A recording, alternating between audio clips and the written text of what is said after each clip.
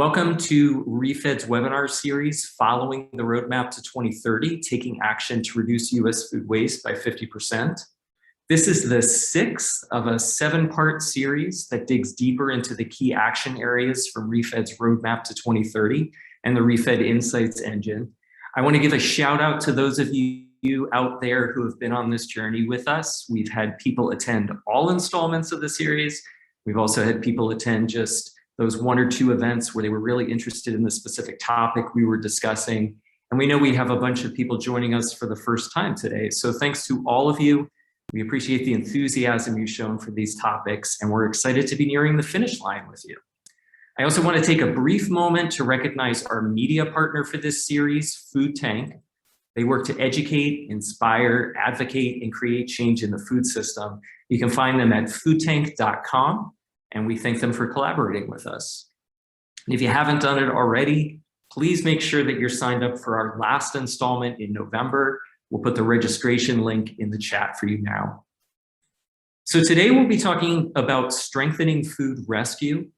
And as we've done throughout this series, we'll not only walk you through what we've learned from the data, but we've also assembled a team of experts who will help us bring that data to life through their own lived experiences and perspectives. Before we jump in though, I want to let you know about another ReFed resource available on our website.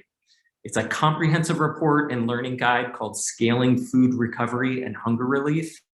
And it's based on findings from our nonprofit Food Recovery Accelerator, which was made possible through support from the Walmart Foundation and in partnership with Acumen, Feeding America, and IDEO. It's a free report, and it offers guidance to the entire food system on how to support innovative food recovery organizations as they scale their work to reduce food waste and fight hunger. It includes best practices, case studies, expert insights from a network of world-class food, business, and technology executives, capital providers, innovators, and subject matter experts. We'll put the link in the chat box where you can download it for free, and we encourage you to check it out. Now, as many of you know, ReFed is a national nonprofit working to end food loss and waste across the U.S. food system by advancing data-driven solutions. Our vision, like yours, I'm sure, is a sustainable, inclusive, and resilient food system that makes the best use of the food that we grow. In February of this year, ReFed introduced 2 new and free resources that are available right now on our website, the ReFed Insights engine and Roadmap to 2030. Both of which were created to help support the food system's efforts to cut food waste by 50% by the year 2030. The Insights engine is an online hub for data and insights about food waste, featuring a detailed cost-benefit analysis of more than 40 food waste reduction solutions, estimates on the causes and impacts of food waste in the US and within each state, built from analyzing more than 50 public and proprietary data sets. There's a directory of more than 850 solution providers ready to partner on food waste reduction initiatives and more. We also introduced an updated version of our 2016 roadmap to reduce US food waste called the Roadmap to 2030. It introduces a framework with 7 key action areas to help guide the food system in achieving the 2030 goal. And the solutions we analyze in the Insights engine fall under those 7 key action areas, each of which has been a monthly discussion focus for this webinar series. ReFed's analysis shows that by implementing all of these solutions with an annual investment of approximately $14 billion, we'd see a reduction of 45 million tons of food waste, more than half of what's currently generated each year. And there's a range of other benefits, like GHG emission reductions, water savings, jobs created, and especially important for today's discussion, meals recovered. And the net financial benefit for all of this would be approximately $73 billion each year. So our goal with this webinar series has been to get all of this information off the page and bring it to life so that it can support your food waste reduction efforts. Now, our previous webinars covered the first 5 key action areas in the Roadmap to 2030. Optimize the harvest, enhance product distribution, refine product management, maximize product utilization, and reshape consumer environments. And today we'll be talking about the 6 key action areas strengthen food rescue. When we say strengthen food rescue, what we mean is furthering the rescue of high quality, nutritious food by increasing the capacity of food relief agencies, addressing distribution bottlenecks, overcoming hesitation among donors, and improving communication flow. And it's doing all of this in a way that emphasizes the health and dignity of the end recipients, those more than 40 million Americans struggling with food insecurity. Now, this is from the Refed Insights engine. It's showing that only about 3.5% of surplus food across the food system is actually donated. As a percentage, retailers are donating the highest amount by far. 19.5% of food at risk of going to waste at the retail level gets donated. Not surprisingly, it's easier to donate packaged shelf-stable items rather than fresh produce or refrigerated or frozen foods. But how do we increase the donation of all good food that's currently going to waste? And what would the impact be? Refed's Insights engine analysis shows that by implementing solutions to strengthen food rescue, we can divert 2.3 million tons of wasted food annually. This would cut greenhouse gas emissions by 2.7 million metric tons and save nearly 300 billion gallons of water each year. And it would rescue the equivalent of nearly 4 billion meals that could be distributed to those in need. The solutions to strengthen food rescue that we've detailed on the Insights engine would take approximately $1.4 billion each year to fully implement across the entire food system. But there'd be an annual estimated financial benefit of $8.8 billion, mostly to those who receive the food. So how can we take meaningful action to do this? Well, what you're seeing on the screen now are some of the top solutions for strengthening food rescue based on the total wasted food tons diverted and equivalent meals recovered. This information came from the Insights engine as well. And it's where you can also find these solutions ranked on other impact metrics like the reduction in greenhouse gas emissions, water saved, and overall net financial benefit. A stronger food rescue system requires expanded storage, transportation, and staffing capacity within food rescue organizations, as well as a consistent flow of goods from food business donations, which can be achieved from solutions like business education or coordination and matching technologies that make donation easier. Also, the capture and sharing of real or near-time data can play a key role in enabling more food to be donated and identifying gaps to fill. So what's needed to adopt these and other food waste reduction solutions? Well, we like to say it's a combination of motivation, stakeholder alignment, and funding. I mentioned earlier that approximately $1.4 billion is needed each year to implement solutions to strengthen food rescue. And we estimate that the largest portion of that should come from philanthropic funding through non-government grants, which can help food that's trapped at various stages of the supply chain reach those who need it most. Lack of infrastructure continues to be a roadblock for many food rescue organizations, whether it's the capacity to store or process food, a lack of local cold storage, or something as basic as not having a truck to deliver food, as well as having the people power to accomplish all of the work. It's something that's always been a challenge, and we really saw it brought to light at the beginning of the COVID pandemic. Food rescue organizations were limited in how many donations they could accept because they didn't have enough cold storage, or they didn't have enough delivery trucks or the employees to process everything. These are the types of gaps that can be addressed by impact first investors who can look locally for opportunities to help build capacity, both human and infrastructure. This type of investment can lead to significant long-term benefits for a community. Just think of the immediate impact if a food pantry's cold storage capacity was doubled. And finally, I want to just highlight real quickly the important role of policy in this key action area.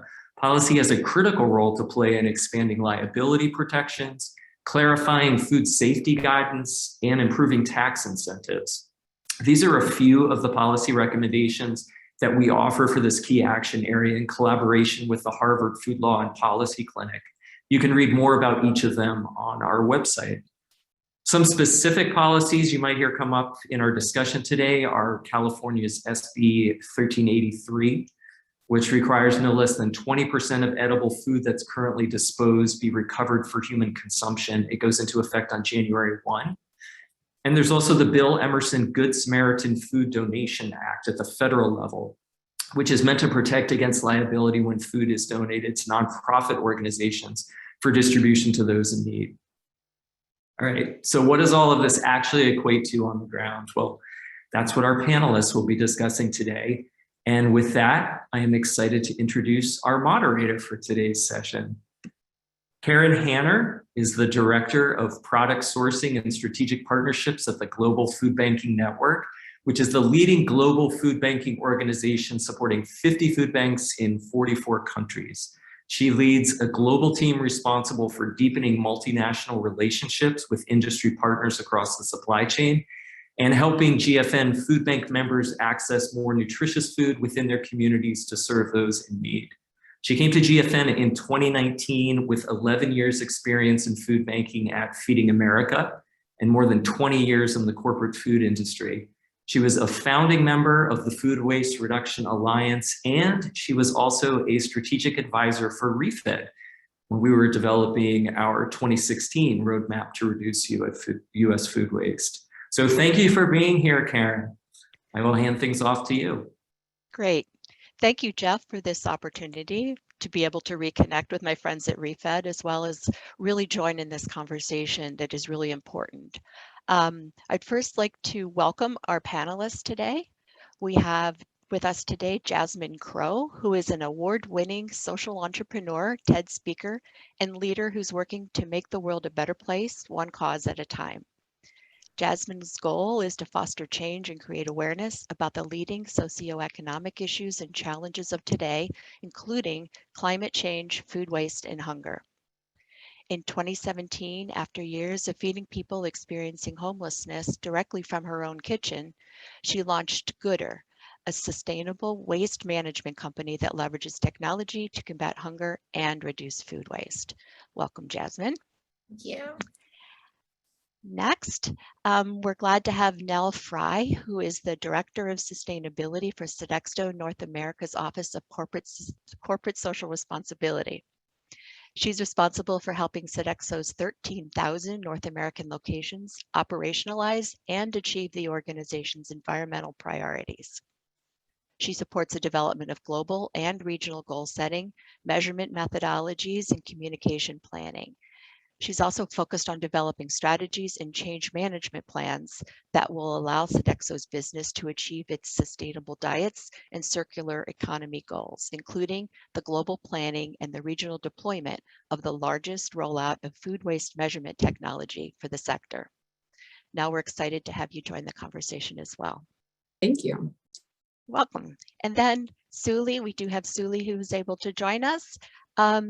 Suli is leading the social impact team at DoorDash. And in this role, she's developed initiatives, including programs to highlight and support historically underrepresented merchants and others like underrepresented merchants and others like Project Dash, which equips governments and nonprofits with last mile delivery and online ordering capabilities. Since launching in 2018, Project Dash has powered more than 1 million deliveries in over 900 cities in partnership with food banks, food pantries, food recovery organizations, as well as schools and other social impact groups. Last mile delivery to serve people experiencing hunger isn't just a pandemic solution, it's a long-term solution for greater dignity, access, and efficiency. Thank you all for joining us today. And we are excited to be able to bring the data and the statistics that Jeff provided as an overview and really bring to life some of the on the ground experiences that you all bring. Just as a little bit of background from the holistic perspective, we know that as Jeff mentioned, each year just in the US, 77.8 billion pounds of surplus food goes to waste. Yet 42 million people are suffering from food insecurity. And globally, 1/3 of food produced for human consumption is either lost or wasted, while more than 768 million men, women, and children face hunger. As Jeff said, the US statistics estimate that Just over 3% of surplus food ends up being donated, and globally indications are that an even smaller percentage actually is diverted to be able to be redistributed to food insecure individuals. So while this conversation is focused on opportunities to better access edible food in the US food system, I just wanted to emphasize that the same challenges exist around the world, and addressing root causes often involve a broader discussion about source reduction all the way back to point of production early in the global supply chain. As Jeff mentioned, the Global Food Banking Network supports community-driven solutions to alleviate hunger and reduce food loss and waste in 44 countries on all continents. Know that that work is in collaboration at every stage with the food supply chain to ensure that healthy, safe, surplus food is redistributed to families in need. Last year, working with the food industry partners and beneficiary distribution organizations, our members distribute over 882 million kilograms of valuable product to more than 40 million people, keeping it from going to waste. And like our sister organization, Feeding America, which is also very active in this space, our members are community-based, working locally to access and redistribute food to their neighbors. We're just part of the total food and redistribution system. And this conversation really brings important partners across the sector to be able to bring the opportunity alive. So today I'd like to start the conversation by hearing from each of the panelists.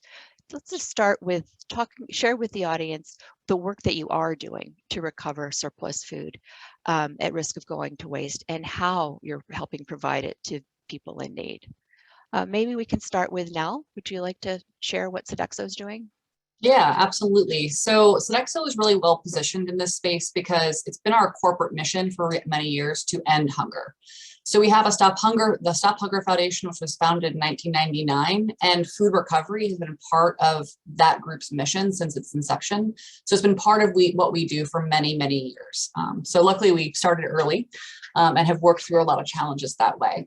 One of the key things that we created was a food recovery toolkit that helped guide our on-site team members in how to set up a food recovery program, how to make sure you were partnering with the right folks, which is oftentimes a Feeding America partner, how to make sure you're doing it safely, maintaining food safety, and covering liability.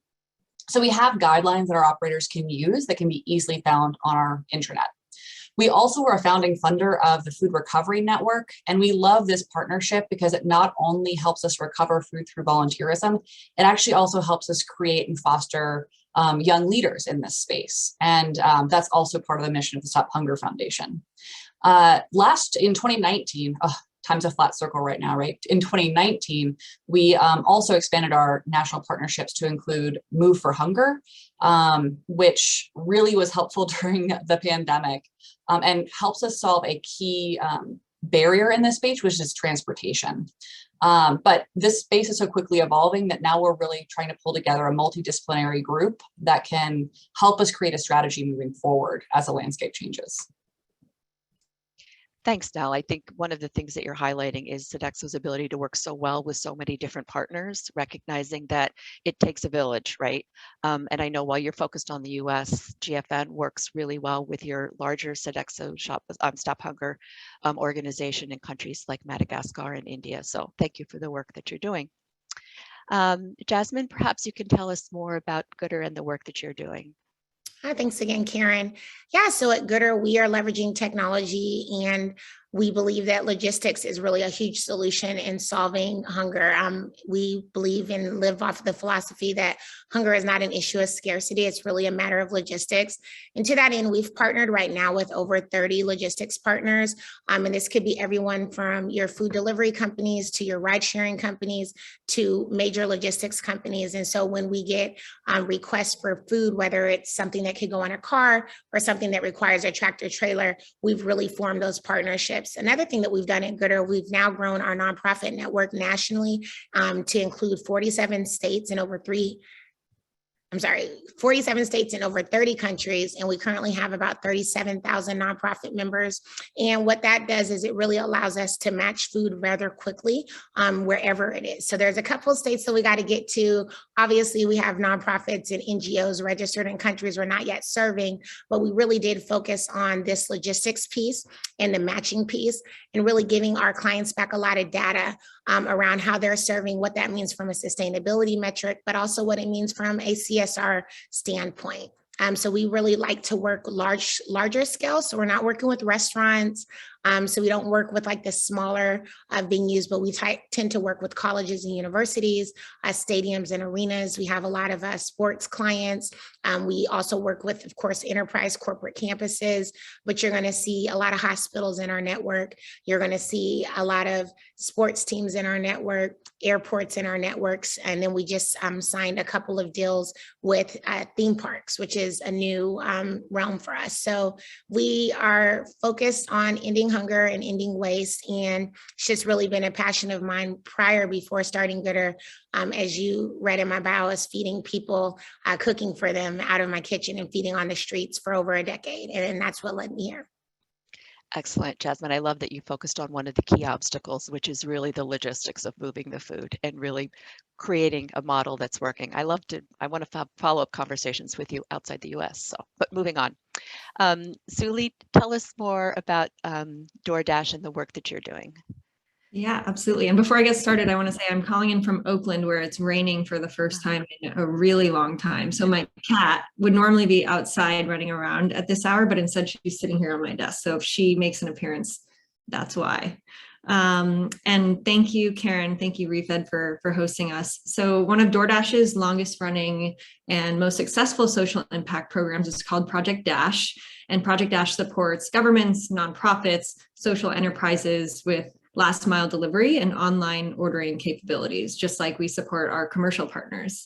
And so we've supported national and local food recovery organizations, in addition to hundreds of food pantries, food banks, other kinds of hunger relief organizations who all play a role in making sure that food gets to people who need it. And as Karen mentioned, we've powered over 1 million deliveries on behalf of these partners. So our contribution to this space is really as a logistics provider today and a capacity builder to help food recovery and hunger relief organizations become more efficient, scale more quickly, and provide more dignity and convenience to end recipients. Thanks, Suli, and welcome. What's really great about the three of you is that you're all looking at moving really important nutritious product that's perishable at the sort of farther down the supply chain, which is something that I think we can talk to in our next question. We know that other than at harvest, that there's a high volume of product that's available, nutritious, but is not reaching consumers. So maybe you guys can talk specifically to how you're addressing the unique challenges of the logistics around moving perishable food. Accessing this type of product is really important for the food agencies, because they're in many cases forced to purchase vegetables and fruits because they don't have access from a donation perspective. So maybe Jasmine, let's talk about specifically, because you were really giving great examples about how you're working with large venues to access this kind of nutritious food. Yeah, I think one of the big things with the perishables is there's still a lot of fear from the actual donor about donating things that they feel like are going to go to waste or that they're going to make someone sick. So I think that is one of the challenges that we all still have to get through, is making more people aware of the Good Samaritan Act, making people understand that this is the right thing to do. But that's certainly a challenge. We actually have been working really closely with a lot of farms, and we started doing that actually in partnership with Refed last year, where we were able to capture almost 1 million pounds of edible produce that would have gone to waste just because it couldn't be sold. We also began working largely with colleges and universities and our big customers, again, convention centers, stadiums, and arenas, who at the onset of the pandemic had all of this produce, especially in Atlanta, that had just gotten ordered because we went into quarantine about 5 days before we would have went into the Final Four. And so all this food had been ordered in preparation for almost 200,000 visitors.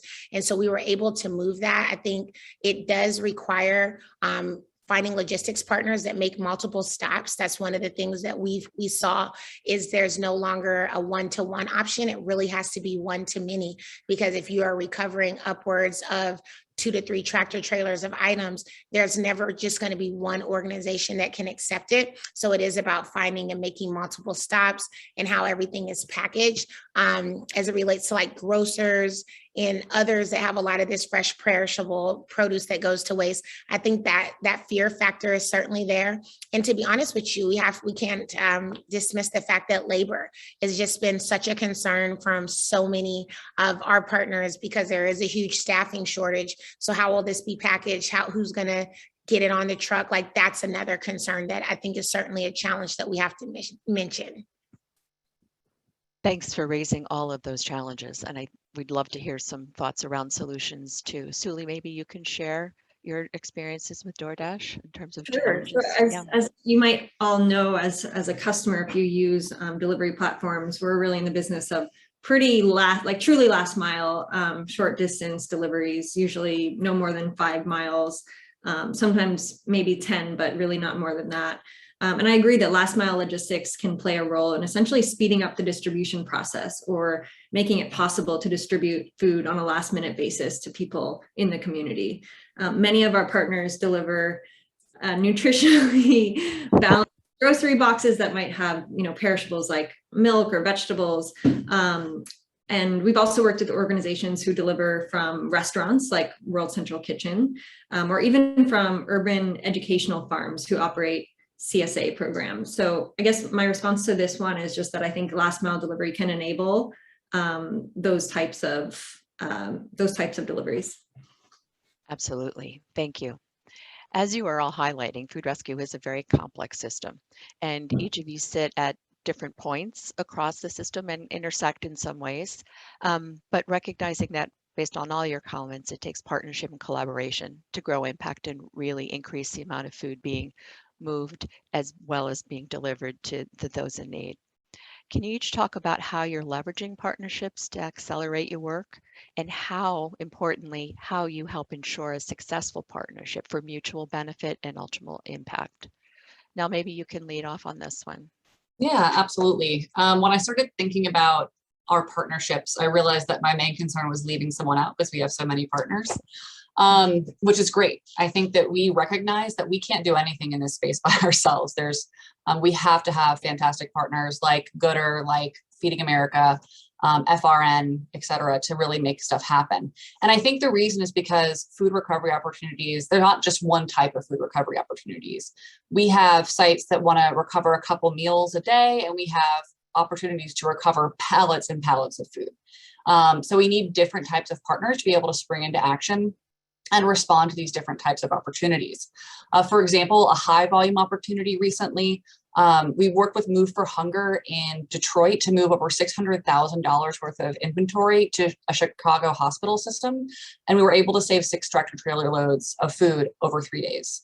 And we were able to repeat this process in New Jersey and Texas. So if we hadn't had Move for Hunger, which mobilizes moving trucks and moving companies to move food longer distances, we wouldn't have been able to seize this opportunity. But we also need to have partnerships at a site level with a lot of different types of partners to be able to recover smaller volumes over time. For example, right now in Baltimore, we have one of our sites that operates at the convention center is using Meal Connect to recover food and give it and provide it to the Maryland Food Bank. And it's, a lower volume, but more frequently, right? So we've got to have partners that can flex and work with us in all types of different situations. Well articulated, thanks. Suli, do you want to talk a little bit more about DoorDash's work in this area? Some of the partnerships? When it comes to partnerships, I'd say the sweet spot is, when each participant is contributing what they do best, and there's a symbiotic relationship that also empowers the other to be able to do more of what they do best. So to ensure productive partnerships, I think we always need to make sure that's true for both parties and avoid the risk of mission creep or like pushing an organization in a direction that wasn't part of their charter. In our case, logistics, technology, and delivery operations are complex and intensive, and that's kind of the bread and butter of what our company has developed over years now. But it's not necessarily the expertise of the hunger relief organizations we work with, whose true assets are in their connection to the community. So our most successful partnerships have been with organizations who deeply feel that bringing on a logistics partner can expand their own ability to accomplish their mission in the community. Excellent point, and being able to articulate the mutual benefit. Good. Jasmine, maybe you can share with the audience more about your specific partnership with the Atlanta airport. I know I'm particularly interested because during COVID, many of our countries had product that they were approached by airports to be able to figure out how to get to this food. So do share.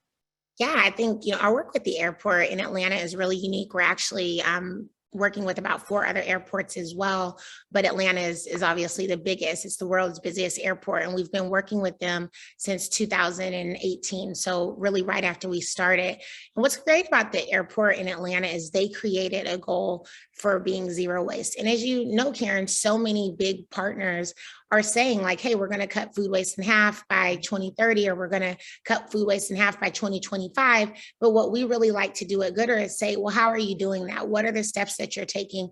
And I think with the airport, they were very open in having a partnership with us to say, well, can you help us? I know we've made this goal.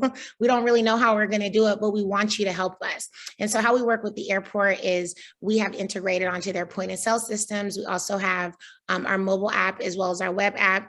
All of the restaurants receive packaging supplies, and we actually have vehicles that drive onto the tarmac, go right up the private elevators is what I like to call them. And they go terminal by terminal. They're literally just checking, our do-gooders are checking off the restaurants that requested pickups. And we on average are moving about 20 to 30,000 meals we can do a month out of the Atlanta airport. And a lot of FAA regulations have certain kind of food requirements for airports, which does make it different.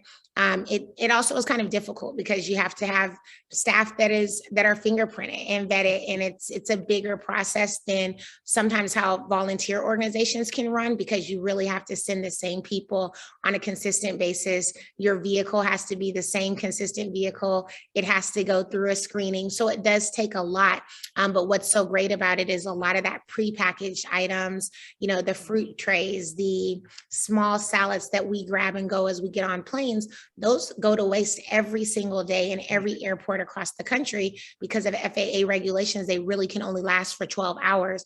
And so on a daily basis, that food gets captured. And I've seen it go to some of our nonprofit partners, one of them being Georgia Workforce. And I just love it because as they push the food in through the shelter, these are men who are trying to return to work, and they're recently they were building like the stadiums. They're like working day laborers on construction jobs. But what we know is one meal, like one of those salads, one of these kind of sandwiches that's pre-wrapped, that can be the difference in about almost $150 a month that we're bringing to these workers. Because if they're making about $8 an hour, which is what we typically see they're earning, sadly, that could be a huge difference for them. So they're saving $40 a week just by getting lunch that we're helping them receive. And those are the things that are really powerful about that kind of rescue and recovery. Right. Think about the client dignity of being able to hand that type of food to someone. Exactly. And it's really good food, Karen. I think exactly. I know I'm really excited. You and I live on it when we travel. Yeah. Exactly. We've introduced people to pho and just all kind of stuff. They're just like, can we get this? So it's a great partnership. Good, congratulations. All right, so let's talk a little bit more about challenges. We've been kind of celebrating successes and kind of recognizing some of the opportunities.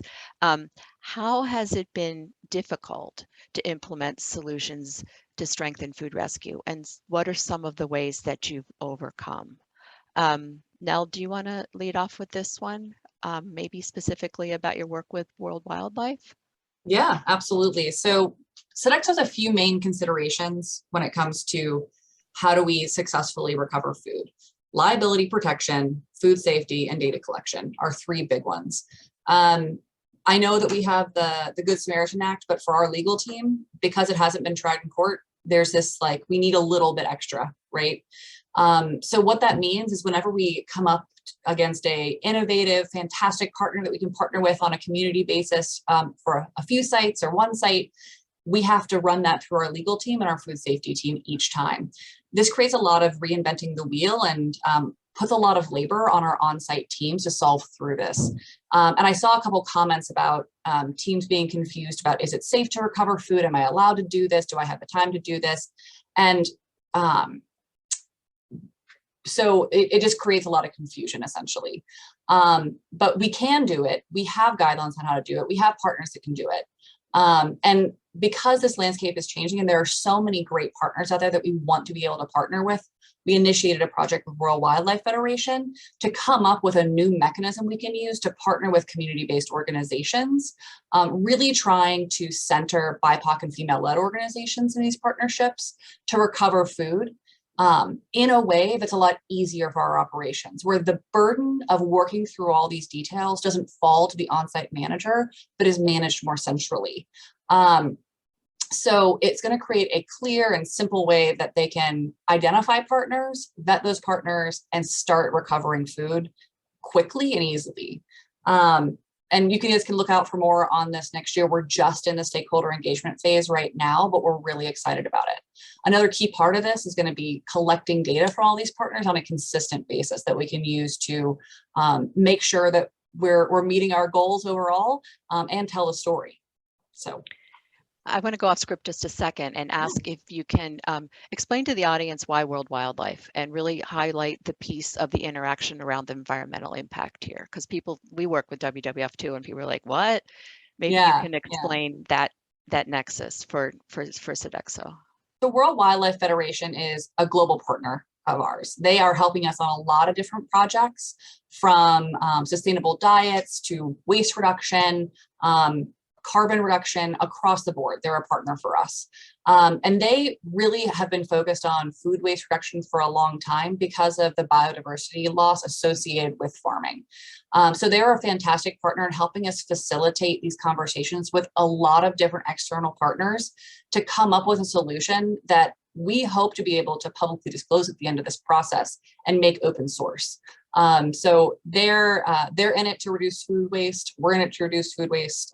So it's a perfect partnership. Exactly. There was actually an article today about not only reducing food waste and loss from an environmental impact from a global greenhouse gas perspective, but also recognizing that climate changes are disproportionately affecting vulnerable populations because of where they live, and sustainable diets. So this really is an important nexus for several issues. So sorry for that. Food waste is a nexus issue. It's water, it's carbon, it's people, it's animals, it's everything. Right, which we all get. I just wanted the audience to understand that little train. Absolutely. Jasmine, can you talk a little bit about Gooder's sorry, I jumped ahead. No, a barrier. It's one of your barriers and what you've overcome with your technology, which I think is really sort of forward-looking.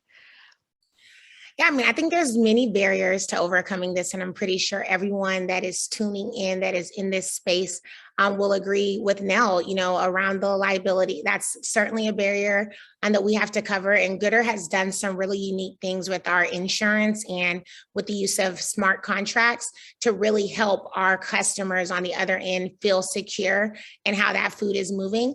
In addition, we have built our technology that it can be tracked. So as soon as that food is picked up, whoever that donor is can follow it all the way to its final destination. Another unique thing I think about Gooder is that we are end-to-end all food waste. So we do focus on edible food and getting edible food to people that are hungry, but on the same end, we help our customers with their non-edible food. So we have partners that could turn this waste into energy. We have partners that turn it into animal feed, as well as partners that compost it. So all of that being able to be tracked in one system has been extremely important, but also it was a barrier to entry earlier, because one of the things that we see is while there are so many partners, in a way, it's great because there's people that are rescuing food in every single city. In another way, it's bad because there are large scale businesses that have 12 to 8,000 locations, and then they end up having 50 to 100 different partners that are recovering in different cities. And there's no way for them to really manage that and aggregate that data in total. And so I think that's sometimes a barrier to getting in, is there's just so many choices that it's hard for the donor to narrow down and say, this is what we're going to do. And I'm hoping that'll, be solved soon, especially with states like California, New York, New Jersey, that are actually enacting legislation. Hopefully there will be a way that we can maybe share our data for these customers. Exactly, because making it easy is what's critical, right? Great conversation around technology. So I kind of like to build on that and really talk about some of the more and more ways that technology is helping solve some of the challenges. Suli, maybe you can talk specifically around how technology is being used to improve your food rescue efforts and to best serve both the clients that you're helping move the product from as well as distribute to. Sure. Yeah, I'd love to highlight that we recently introduced a new product for food banks and food pantries, essentially a way for them to set up an online ordering platform through DoorDash. So by giving people and recipients more options to choose the food that works for them and their family, and options for how and when they want to receive the food, we can reduce waste because people are more likely to, get the food that they will actually use, and also increase convenience and dignity for the people who are receiving the food. That's really amazing because a lot of times, pushing foods to families that they're not going to consume, it turns into waste in their homes. So I love the idea of being able to better match and protect client dignity and meet, cultural traditions and family needs. That's great. Jasmine, did you want to add anything? Because I know we were just talking about your technology, but was there anything else to really add around something exciting you wanted to share? And I do love Suli's cat. Sorry. So cool. I love her too. I think one big thing to our technology set that we've launched this year, in 2020, we did a lot around hunger, which is on the other side of our mission. And so we have a lot of B2B facing technology for the actual business. Now we've been rolling out B2B2C technology. So it's really important for us. So very similar to how Suli is allowing consumers to kind of pick food that matches for them. What we're doing with Gooder is tracking the recipients that are receiving our food, but then also turning back on and saying, these are the items that you received. Here are recipes that you can make. Here's how you can compost, and being able to understand who our end users are and what are the things that they need and they want. So I think that's something that really excites me because that's really where I started, was working with people directly. And so it's just really exciting. We just opened our first in-school grocery store, and we're opening about 10 more over the next few weeks. And we are going to be using similar technology in these stores to allow the students to be able to see what kind of food they're receiving. Oh, that's cool. Cool. And then Nell, talk a little bit about from Sodexo's perspective. I know you work well with LeanPath, but you've got other examples of different technologies that you're working to be able to make an impact. Yeah, absolutely. So Sodexo's big investment in technology in the food waste space has been with LeanPath over the last 13 years.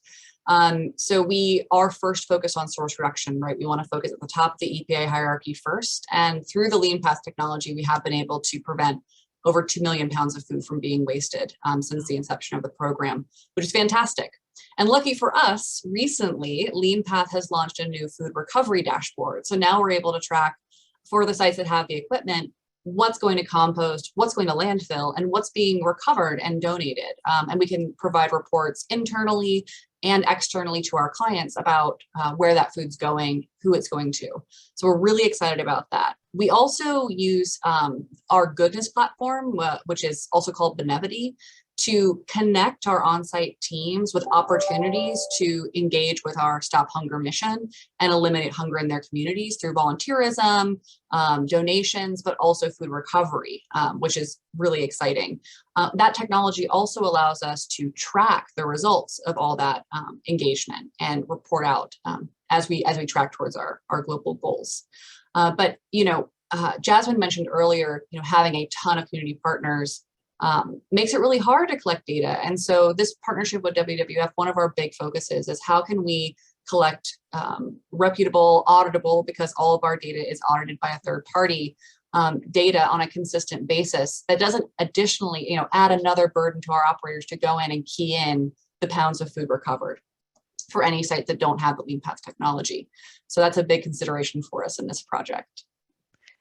Amazing that you're navigating all these opportunities at the same time. One more topic I want to touch on is something that hopefully will spur some conversation, because all the work that you're doing is really exciting and approaching, these big challenges in really innovative ways. Ensuring excess food gets redistributed quickly and safely is challenging. But we know that it also takes funding to be able to support the organizations that are doing the work. Sometimes in this food recovery space, it can feel kind of competitive, given that you've also acknowledged how many organizations are doing the work and in some ways working together, but in some ways it can feel competitive. What trends are you seeing in terms of fundraising and or innovative ways to generate revenue to help support the efforts that are really needed for these critical efforts? And then maybe Suli, we can start with you. Sure, I'm happy to start, though I'll say this isn't my area of expertise. Maybe as a somewhat informed but outside observer, it does seem like the most effective model just hasn't revealed itself yet. I see so many different approaches, different fee structures, different ways of leveraging philanthropy or tax benefits. And I have a feeling that, there are probably a variety of different approaches that could work depending on the segment. Like if the target donor is national chains or, event spaces versus a farm versus, a grocery store or, a neighborhood restaurant or cafe. And I would love to see more collaboration and scaling up within.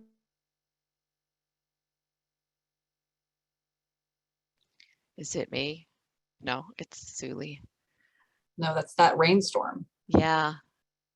Okay, maybe Jasmine, you can pick up on what you're seeing from a fundraising perspective, and when Suli unfreezes, we can let her Yeah, get back I in. think fundraising is always a challenge. I would call it a particular challenge for myself as a Black woman, especially in the venture-backed space or even in the philanthropy space, which is where I was before I ever started Gooder. It's always going to be hard. I think what I've really focused on and driven my team to focus on is the impact that we're trying to make in the end. And also, I think that we have really narrowed down the verticals that we want to play in. And I think that, going to what Sueli was saying, I think that's important.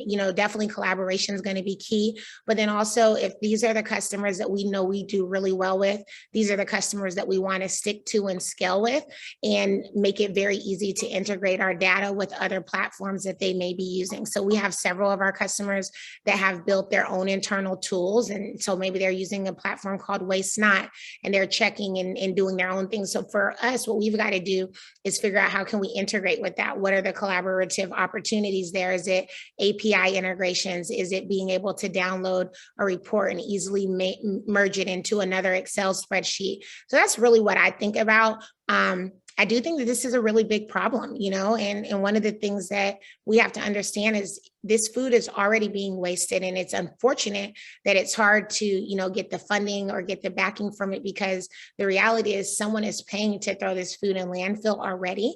And so there should be some money that is set aside to make sure that this food goes to people in need. But it's a lot easier said than done for certain. But I think it's just really, I actually love that there are so many different organizations working in the food waste space and trying to solve hunger. And it's something that I will never consider myself being in competition with anybody to solve a problem like this. And I think anyone that considers that is in it for the wrong reasons. You've got nearly 50 million people that don't know when and where their next meal is coming from.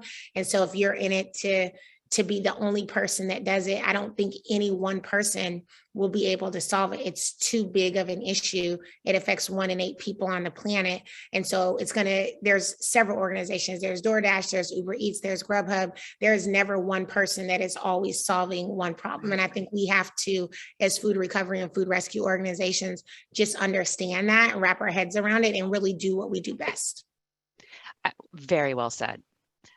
I do want to have a follow-up question though. And do you find that it's easier to have conversations with your partners when you talk about holistic food recovery, so that there are some revenue generating options when you talk about sometimes composting, sometimes animal feed, sometimes anaerobic digestion?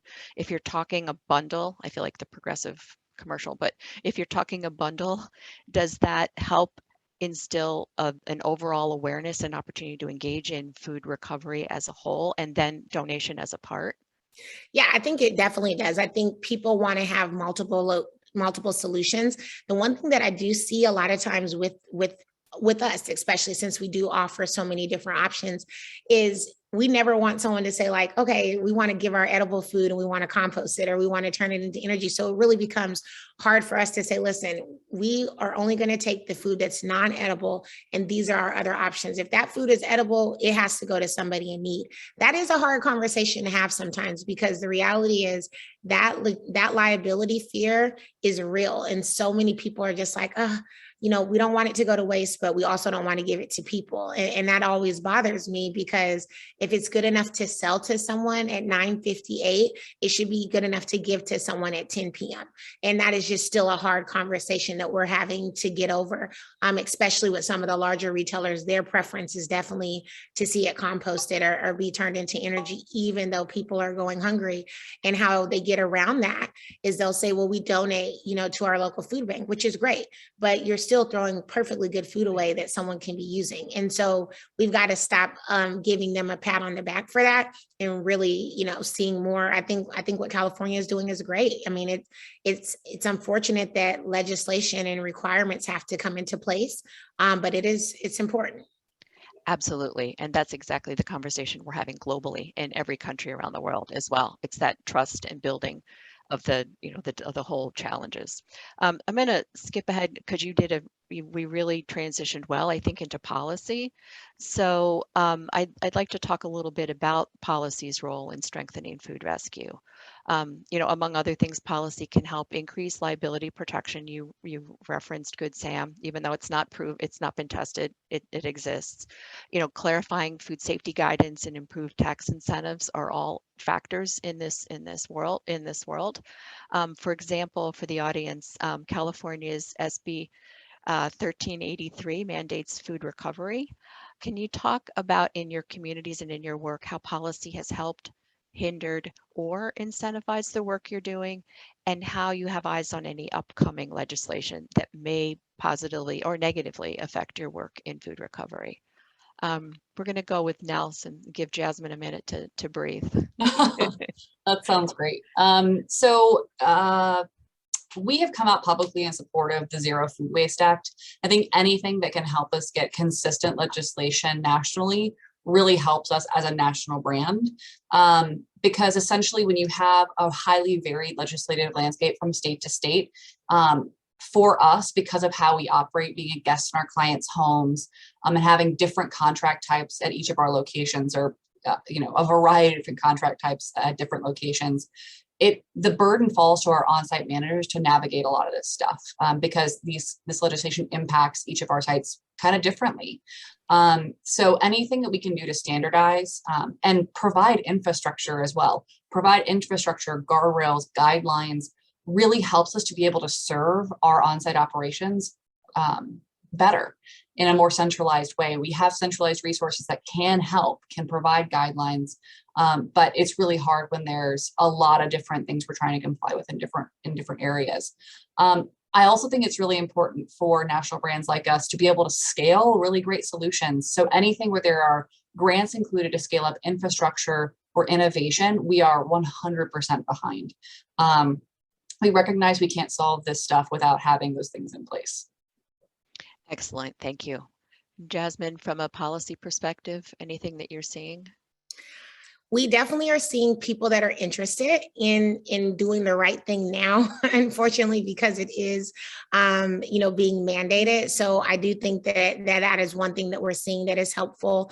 I do think that there's also some people that don't like that they're being regulated to have to do this. So I think that's something that's really true. The other thing that I'm seeing from a policy perspective as well is, as big as, and it could just be because we are in this space, but as big as 1383 is, there are still so many people that are not familiar with it. And so that's something that I've had some really great conversations with the team at Cal Recycles on. We've got to do a lot of education. I think just educating people on how this is going to work. But I do think overall, we've seen this in countries like France and in Italy, where it has been the law for many years that it's illegal to waste food that could go to someone in need. I think hopefully the US will catch on because we are way too rich of a country to have so many people going hungry. Absolutely. And I know, Jeff, I'm going to break the rule, but Nell and Jasmine, if you have one quick call out for the audience, what's the one thing that you would like the audience to take away that they can do? 1 second or 2 seconds now. Yeah, we got to break down silos. We got to work across industries and not treat best practices as something private. We've got to share and be transparent and scale these solutions and work together. There's no silver bullet. Absolutely. And Jasmine? I want to say to everybody that's doing the food rescue work, I salute you and thank you and continue to feed more people. Absolutely. And I would just say, I think we should celebrate the work that we're doing and the progress we've made. And to your points, look forward to even doing more good work. So thank you, Nell, Jasmine, Suli, and to Jeff. Thanks, Karen. Jeff, back to you. Great. All right, thanks so much, Karen, and thanks to our panelists, Jasmine and Nell and Suli, wherever you ended up. Thanks so much to you too. We really appreciate all the great work that you're all doing. And I also want to thank all of you out there for taking the time out of your day to join us. We're going to be sending out an email with a link to a recording of today's webinar, along with some highlights from our discussion. And remember, this was the 6th installment of our 7-part series digging into the key action areas of ReFed's roadmap to 2030. We've only got one more to go, and I hope all of you join us for that. The last installment is on Wednesday, November 17th, so mark your calendars. It focuses, as I said, on the 7th key action area of the roadmap to 2030, which is recycle anything remaining. Nearly 70% of surplus food is treated as true waste, meaning it is either left in the fields after harvest, incinerated, dumped, deposited in the sewer, sent to landfill, or applied to the land. But much of this could have been used for other purposes. In fact, recycling offers one of the largest opportunities for decreasing the amount of waste in our food system. So what can we do to ensure that we're finding the highest and best use for any food or scraps that remain? We're pulling together a great group of speakers, which we will be announcing shortly. So please register if you haven't done so already. We've added the link to the chat box. And again, if you have any questions or feedback about today's discussion, please reach out to us at insights@refed.org. And don't forget as well to sign up for the new ReFed Food Waste Action Network. It's a free network for people from across the food system and from diverse backgrounds to connect and engage about food waste reduction. So thank you again and have a great rest of your day.